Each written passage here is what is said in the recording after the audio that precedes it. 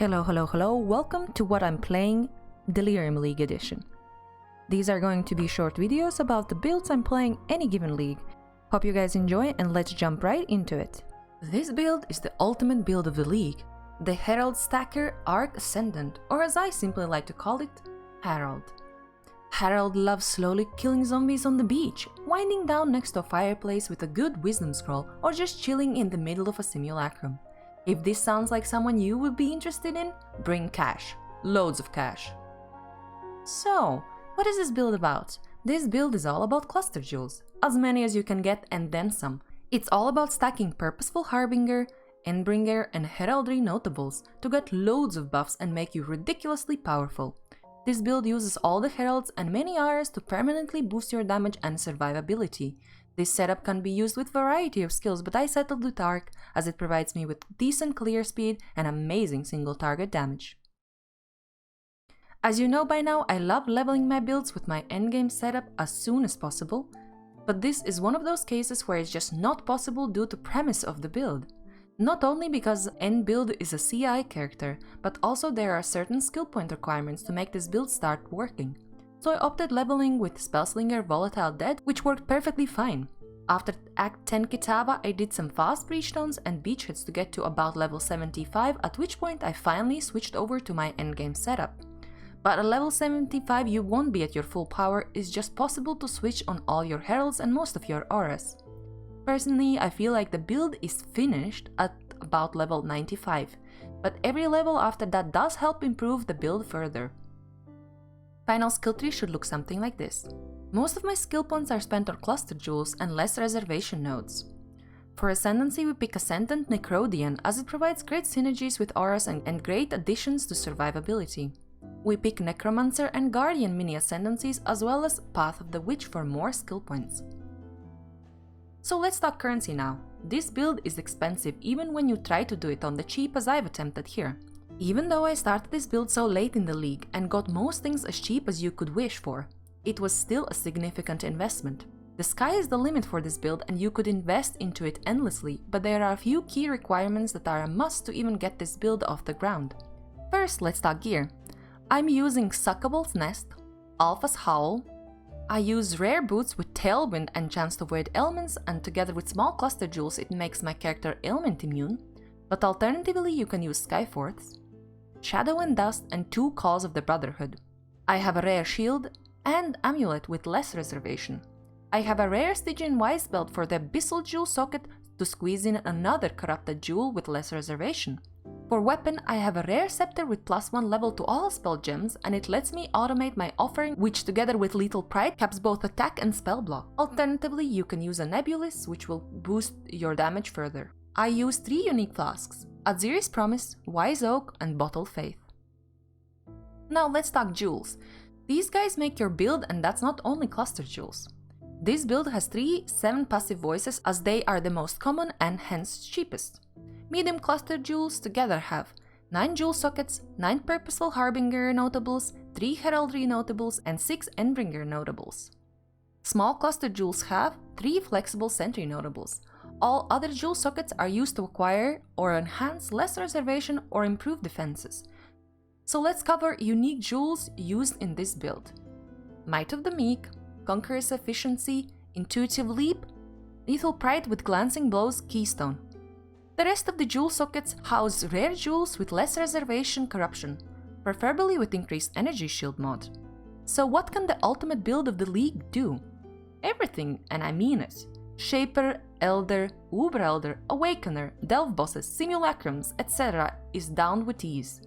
This build is extremely sturdy due to our Ascendancy choices and max res of 90%. But that doesn't mean unkillable, as I've proven on my stream. Honestly though, this build has everything going for it, and only thing you have to ask yourself if it's worth the currency and effort. For me the answer was yes, as I had some starting capital and was willing to invest time either crafting the necessary bits and bobs or just farming the currency the old-fashioned way and buying my way there. Here are some clips of Herald killing all manner of bosses.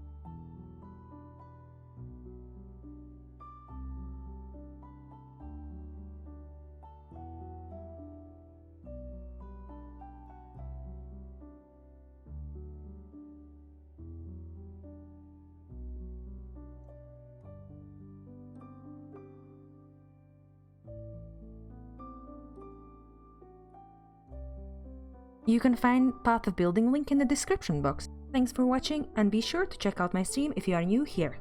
Bye, bye, bye.